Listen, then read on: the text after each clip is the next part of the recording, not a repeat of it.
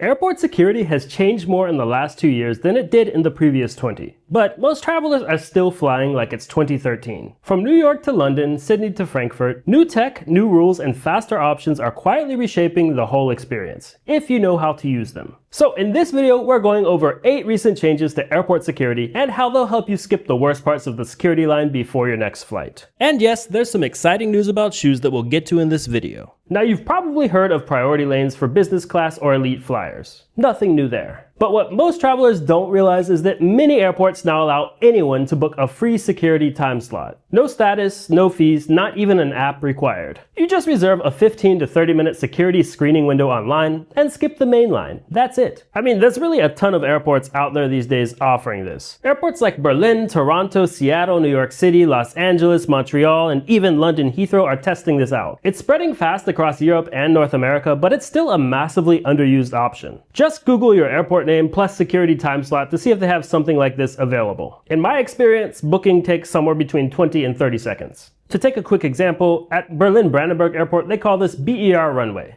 You can reserve a slot right on the airport's website, and all you need to put in is the date, your name, and your flight number. Then you can choose from your time slot options. But for airports that don't yet offer this, here's another way that airports are changing that you're going to want to know about. Around the world, you'll find a number of programs that ensure you a faster, less hassle way to go through security lines or immigration lines. I've used programs like this to go through airport security in under 5 minutes, and sometimes I've gotten through immigration in a matter of seconds. First off, globally, automated e-gates are becoming way more common. You scan your passport, maybe take a photo, and bam, you're in a new country. Many different airports throughout the European Union now have this installed. Plus, other non-EU member countries in Europe, such as the UK or Albania, also have automated e-gates installed. Even Australia and New Zealand are doing this these days. If you want to look up a specific airport, again, Google is your friend. Just try searching for whatever airport you're looking at, plus automated e-gates or automated immigration. And then in terms of getting through security quicker, let's look at North America for a second. In the US, the ultimate time saver duo for security is combining TSA PreCheck and CLEAR. In Canada, you'll want to check out Nexus, which also includes TSA PreCheck. Having TSA PreCheck generally lets you keep your liquids and laptop in your bag during security screening. And CLEAR helps you skip the ID check entirely. Instead, it just uses facial recognition or fingerprints. In my opinion, they've definitely made the whole thing more complicated than it needs to be in the US, having CLEAR and TSA PreCheck.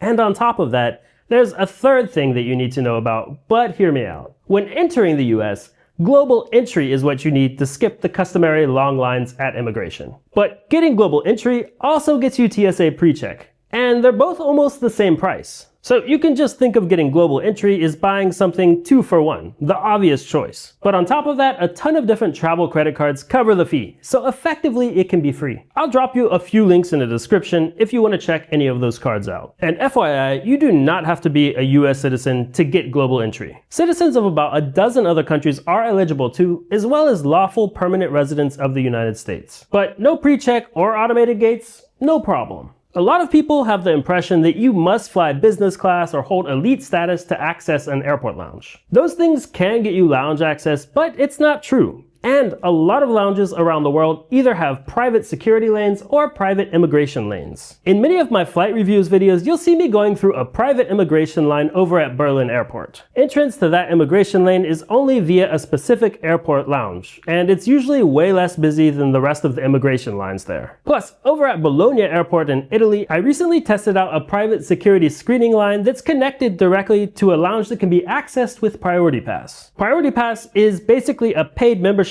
except for a lot of different travel credit cards. We'll give it to you as a benefit. Things are always changing fast in the credit card world, but both the Amex Platinum and the Chase Sapphire Reserve are good examples of this. And if you already have some kind of travel credit card, make sure to check your benefits because you might have lounge access without even realizing it. But you don't need to be a member, subscriber, or anything like that to benefit from the newer tech available at security lines around the world. First off, both facial recognition and digital IDs are starting to become a reality. Dubai, Singapore, and Amsterdam Airport now have biometrics available from curb to gate. And some airports in the US are now accepting a Google Wallet or Apple Wallet ID. I'd still make sure to have my physical ID on me though, just in case. And then there's the more advanced CT scanner, which has become much more common at airports around the world. Basically, the idea is that this new type of scanner can scan your bag in 3D, so you don't necessarily have to take your liquids or laptop out anymore. But for now, it's a little bit inconsistent.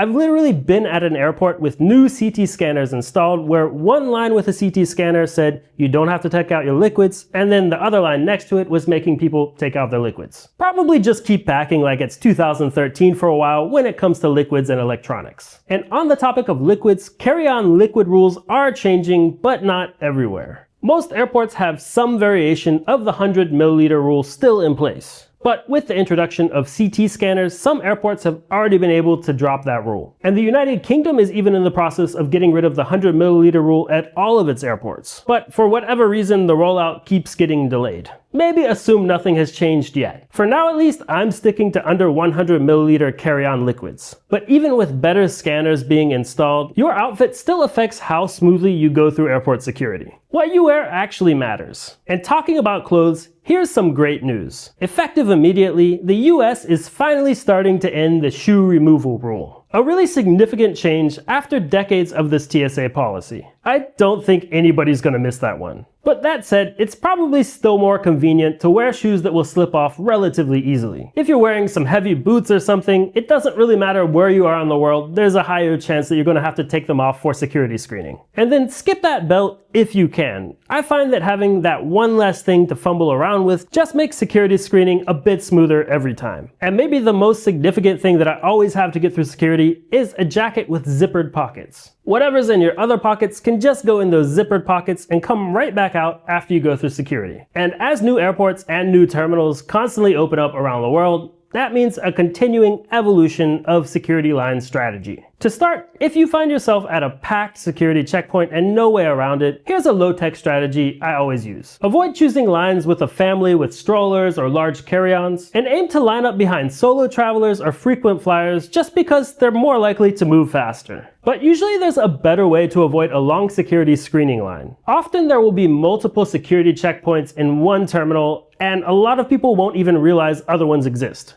But if that's not the case and you're at a larger airport, going to another terminal for security screening can be a good option. Usually it's just a matter of asking staff or checking the airport map. But just keep in mind that not all larger airports have a way for you to connect between all terminals airside. For example, in San Francisco, you can walk between all of the terminals airside. But over at JFK in New York, you can't. Just check before you go through security to make sure you don't have to go through security twice. That's no fun, and it could cause you to miss a flight. A lot of airport websites and apps also give you real-time security line data now too. So a lot of the time, this is something you can figure out before you even get to the airport. This one is underrated. If you ever feel anxious, overwhelmed, or just want a little extra support, many airports offer special assistance services. These are not just for people with visible disabilities. And let's be clear about something. Travel, especially if you don't travel that often, can sometimes be overwhelming. That's even more true when navigating an unfamiliar airport or dealing with delays or other unforeseen events. I often find that people don't necessarily realize that you can actually ask for help. Even if you're just feeling a little anxious or need a tiny bit of additional support, airports have teams dedicated to helping you out. And I guess you could call this one a bit more of a quiet shift, but airports are gradually, on a whole, becoming more accessible. So, no matter who you are, don't be afraid to ask for help at the airport. And if you're sure you're going to need special assistance when traveling, go ahead and contact the airport and airline before traveling. It's not a hack, it's your right, and it can definitely improve your whole travel experience. Right now, airport security is faster, smarter, and honestly, a little bit less predictable than it's ever been. But if you prep like a pro and consider these recent changes, from free time slots to automated tech to lounges with fast lanes, you can skip the airport security chaos entirely. If this video helped you out, don't forget to give it a like, make sure you're subscribed, and I'll see you all in the next one. Thanks so much for watching.